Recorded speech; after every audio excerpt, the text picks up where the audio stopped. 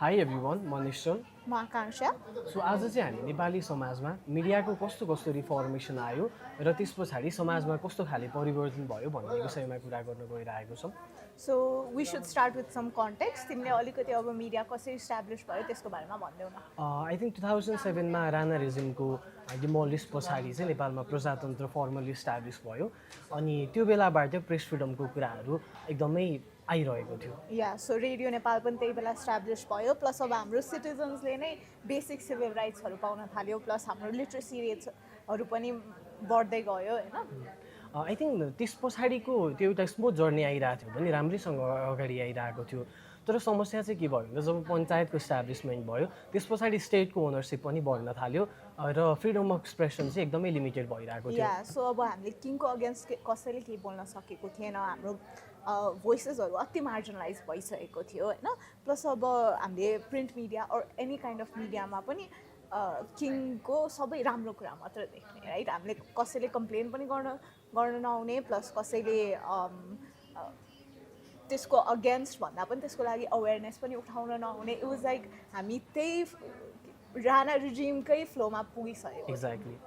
र I think 2046 सालपछि चाहिँ कन्स्टिट्युसनल मोनार्की आयो त्यसमा पनि प्रपर फ्रिडम चाहिँ थिएन तर पनि आई थिङ्क सिभिल राइट्सको कुराहरू अनि स्पेसली जर्नलिजमको इभल्भ आई मिन जर्नलिजम चाहिँ राम्रोसँग इभल्भ भइरहेको थियो। आई थिङ्क त्यसलाई पनि हामीले एउटा राम्रो माइलस्टोनको रूपमा लिन सक्छौँ। अब हाम्रो इन्डिपेन्डेन्ट जर्नलिजमको पनि अलिक इभल्भ भइरहेको थियो यो पञ्चायतको सेन्सरसिप हटेपछि चाहिँ होइन हाम्रो अब प्रपरली मान्छेहरूले आफ्नो कुराहरू एक्सप्रेस गर्न सकिरहेको थियो अनि त्यसपछि चाहिँ हाम्रो 62-63को पिपल्स मुभमेन्ट आयो।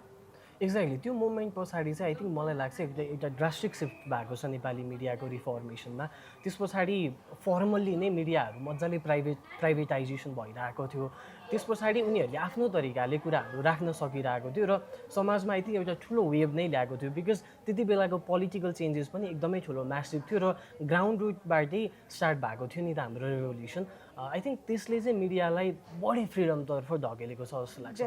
डेफिनेटली अनि मिडियामा मात्र पनि होइन हाम्रो पिपलमा पनि फ्रिडम आयो होइन अनि लाइक आफ्नो ओपिनियन भोइस गरेर there was no we didn't have to be afraid of any consequences any grave consequences so त्यसले गर्दाखेरि चाहिँ आई थिङ्क हाम्रो डेमोक्रेसीलाई पनि मिडियाले गर्दाखेरि चाहिँ हामी फरवर्ड जान सक्यो। एक्ज्याक्टली अहिलेको हाम्रो रिसेन्ट ट्रेन्ड हेर्दा पनि जेन्जी प्रोटेस्टमा पनि आई थिङ्क सोसियल मिडियाकै थ्रुबाट हामीले त्यसलाई यत्रो ठुलो रिफर्मेसन ल्याउन सफल भयो। अहिले त अब आफ्टर द इलेक्सन पनि नयाँ गभर्मेन्ट फर्म भइसकेको छ र we are really hopeful for that government as well. So I think यो पनि हाम्रो मिडियामा आएको एउटा ठुलो रिफर्म नै हो र यसले पोलिटिकल लेभलमा र सोसियल लेभलमा पनि एकदमै ठुलो चेन्जेस गरेको छ जस्तो लाग्छ मलाई। या डेफिनेटली आई थिङ्क हामीले जुन त्यो जेन्सी मुभमेन्टको इक्जाम्पल लिन सक्छौँ that I think is like the biggest pro of media भनौँ होइन कि हामीले चाहिँ we brought light to such a prevalent issue होइन अनि त्यसलाई चाहिँ हामीले हाइलाइट गर्न सक्यो होइन अनि त्यसकै थ्रु लाइक त्यो मान्छेहरूको रेज हुन्छ नि रेज होस् लाइक त्यो अन्यायको त्यो जुन फिलिङहरू थियो मान्छेहरूमा हो त्यसले चाहिँ ड्राइभ थ्रु गरेर मिडियाले पनि होइन प्लस अब हाम्रो मिडियाको पनि हामीले कति सेन्सर त गर्न खोजेको थियो होइन with the ban and everything होइन तर पनि I think we as people we like move forward from that अनि हाम्रो अहिलेको चेन्ज आयो। Exactly so as you said that मिडियालाई सेन्सरसिप गर्न खोज्दाखेरिको कन्सिक्वेन्सेस र त्यस पछाडि मिडियाले नै एउटा रिफर्मेसन ल्याएको छ भनेर भन्दाखेरि I think media has the after the proper historical timeline of Nepal हामी कता जाउँ भन्दाखेरि एक्ज्याक्टली मिडियाले चाहिँ सोसाइटीलाई कसरी सेभ गर्छ भन्ने कुराको बारेमा पनि थोरै डिस्कस गरौँ न। ओके आई थिङ्क हामीले मेनली देखेको भनेको चाहिँ मान्छेहरूको भोइसहरू हुन्छ होइन अनि त्यो सँगै अनि अब हामीले चाहिँ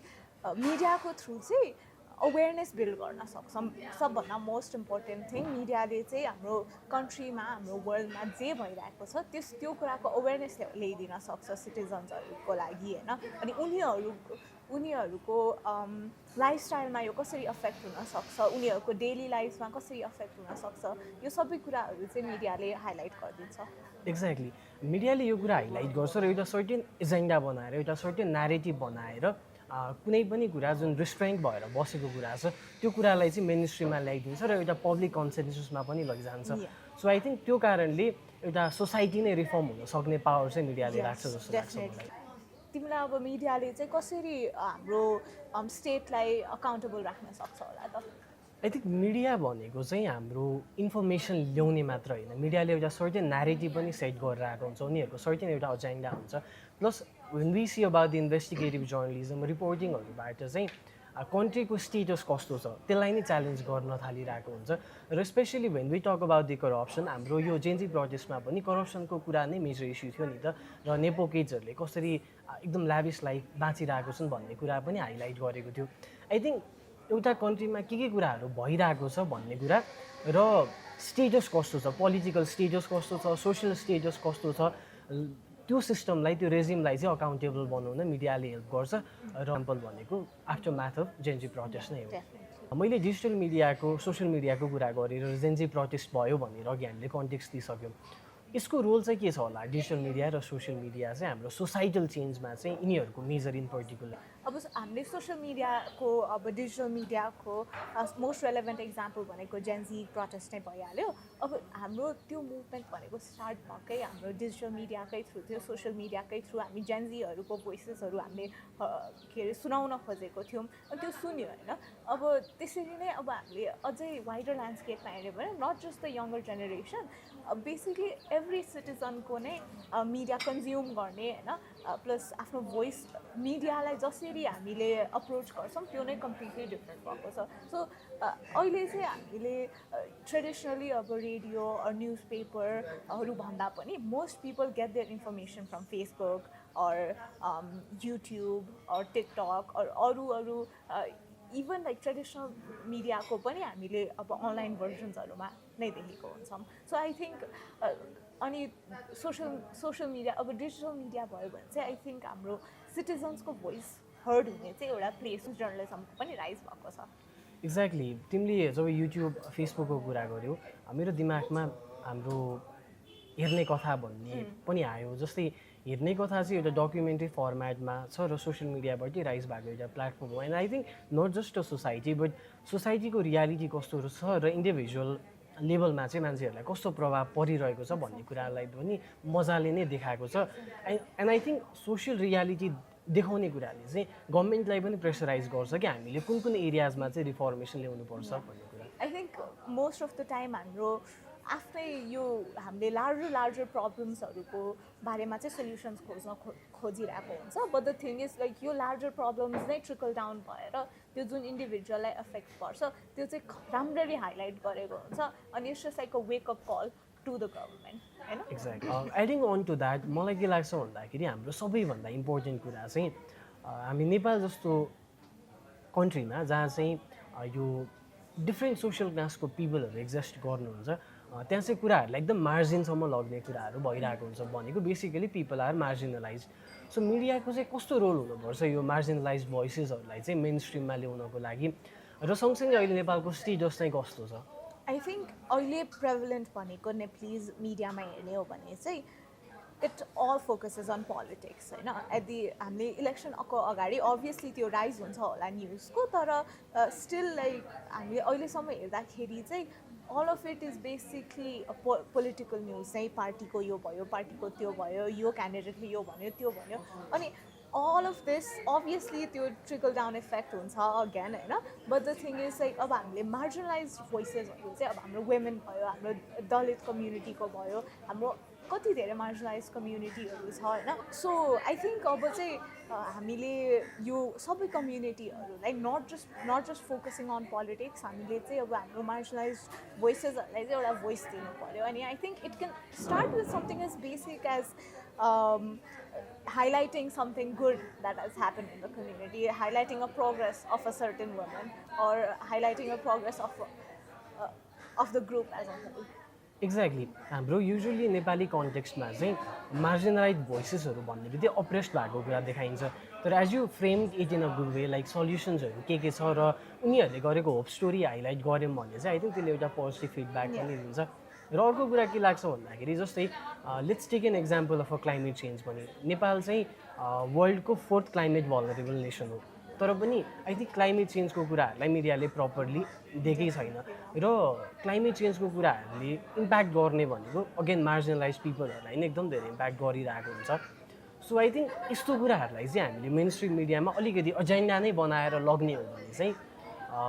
इट विल बी बेटर हामी जर्नलिजमको कुरा गर्छौँ मिडियाको कुरा गर्छौँ र यो चाहिँ एकदम न्युट्रल हुनुपर्छ भनेर भन्छौँ कुनै पनि एउटा पर्टिकुलर साइडलाई फेभर नगरिकन न्युट्रल हुनुपर्छ भन्छौँ तर there is a term call media advocacy so what do you think media advocacy is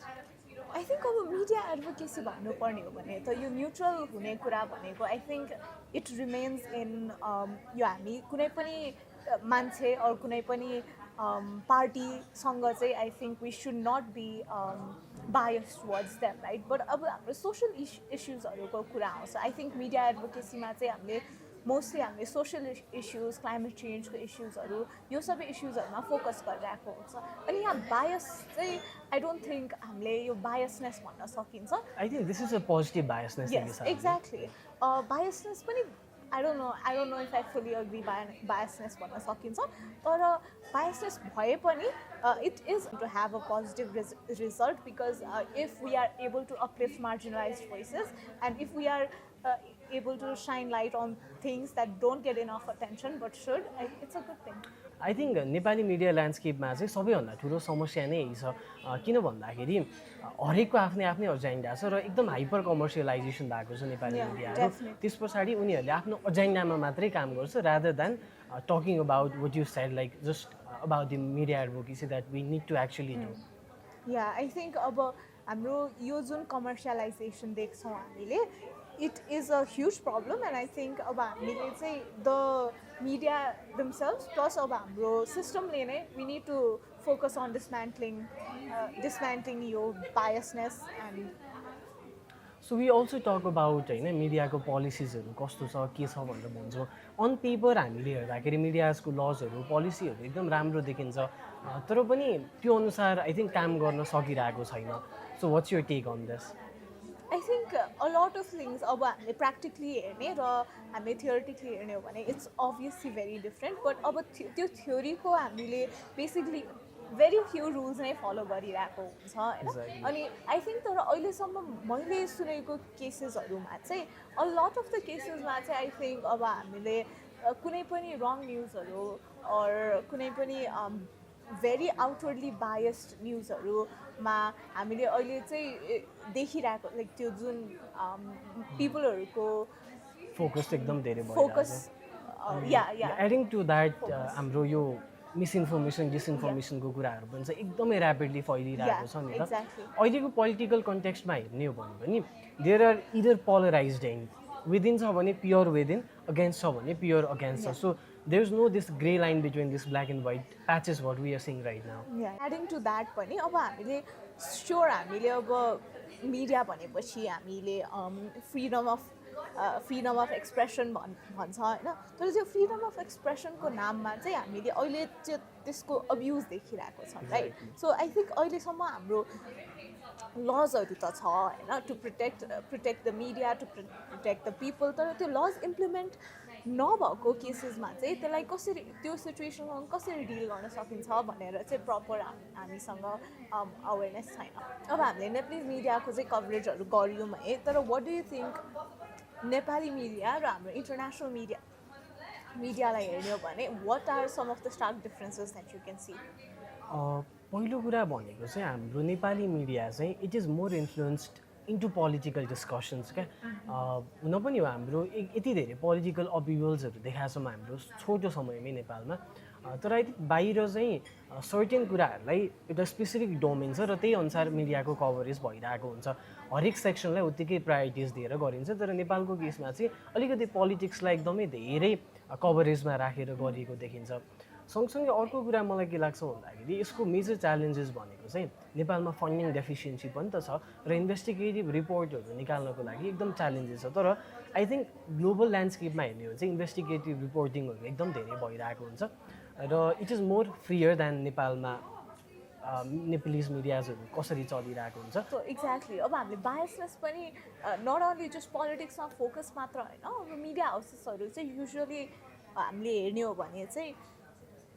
certain political party or certain political पर्सनसँगै अफिलिएटेड हुन्छ राइट सो अब हामीले त्यो मिडियाको थ्रु नै अब उनीहरूले जुन जुन न्युजहरू छाप्छ हामीले त्यसकै थ्रु पनि उनीहरूको बायसहरू देख्न सक्छौँ विच आई थिङ्क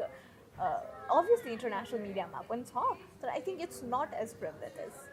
एक्ज्याक्टली अनि अर्को कुरा भनेको नेपाली मिडियामा चाहिँ अलिकति इमोसनलाई बढी धेरै प्रायोरिटी दिने पनि देखिन्छ फर इक्जाम्पल बालेन्साको राइजको केसमा हेर्ने हो भने पनि हाम्रो नेपाली मिडियामा चाहिँ जसरी उहाँले एउटा जर्नी स्टार्ट गर्नुभयो as a rapper as a mayor त्यो कुरालाई भन्दा पनि एउटा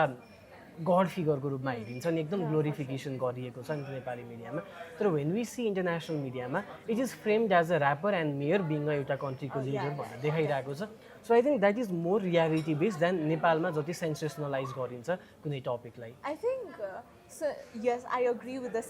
सेन्सेसनलिजम बट आई थिङ्क अब बालेनको केसमा चाहिँ after all these years, people see a ray of hope, you know? Exactly. Like he is the symbol of hope for us, and he shouldn't be. I think कुनै पनि person लाई, कुनै पनि political figure लाई हामीले त्यति importance, त्यति trust दिनु नराम्रो होला तर आई थिङ्क हामीले मिडियाको थ्रु पनि चाहिँ लाइक त्यो न्यारेटिभ पनि सेट चाहिँ भएको छ नि त कि Balen is gonna be the one that's gonna save us all खालको ग्लोरिफाई मात्र गरेर होइन are they actually putting the doing the work that they set they would यो कुरामा चाहिँ फोकस हुनुपर्छ एक्ज्याक्टली बिकज यो किन इम्पोर्टेन्ट छ भन्दाखेरि एट द एन्ड पोलिटिक्सले नै सोसाइटीलाई सेभ गर्ने हो नि त हाम्रो पोलिटिकल डोमेन राम्रो भयो भने पार्टिजहरू इन्डिपेन्डेन्ट हुनसक्छ मिडियाको कुरा छ होइन जस्टिसको कुराहरू छ सबै इन्डिपेन्डेन्ट हुन्छ र सोसाइटीमा एउटा राम्रो रिफर्मेसन ल्याउन यसले हेल्प गर्छ एट द एन्ड तिम्रो केही टेक अवेजहरू छ I think as a media student, as a journalism student, I think I think what we should be focusing more on is the fact that हामीले चाहिँ यो glorification र यो जुन हामीले पोलिटिक्समा मात्र फोकस गर्ने टेन्डेन्सी छ त्यसमा चाहिँ हामीले सकेसम्म चेन्ज ल्याउन खोज्नुपर्छ because while politics is the root of it all. I think त्यो सानो सानो ब्रान्चेसहरूमा पनि गएर if we water the plant will grow. Exactly र हामीले मिडियालाई चाहिँ फोर्थ पिलर अफ डेमोक्रेसी पनि भन्छौँ वाचडगको रूपमा लिइरहेको हुन्छौँ र over the years I think मिडियाले पनि हाम्रो यो पोलिटिकल रिफर्मेसनको कुराहरू छ सोसाइटीलाई कसरी रिस्ट्रक्चरिङ गर्ने भन्ने कुरामा पनि एकदमै ठुलो भूमिका खेलेको छ र अबको दिनहरूमा पनि हाम्रो जुन यो यत्रो पोलिटिकल अपिभल्सपछि एउटा स्टेबिलिटी आएको छ त्यसलाई राम्रोसँग पोजिटिभली अगाडि बढाउनको लागि चाहिँ मिडियाले एकदम राम्रो रोल खेल्नुपर्छ एउटा रिफर्मिस्टकै रोल खेल्नुपर्छ जस्तो लाग्छ I hope media would be able to do that र वी विल सी हामीले जुन बालेन्साको एउटा छ नि म नेपाल हाँसेको हेर्न चाहन्छु भन्ने सो नेपाल त्यसै गरी नै हाँसिरहोस् भन्ने कामना छ मेरो चाहिँ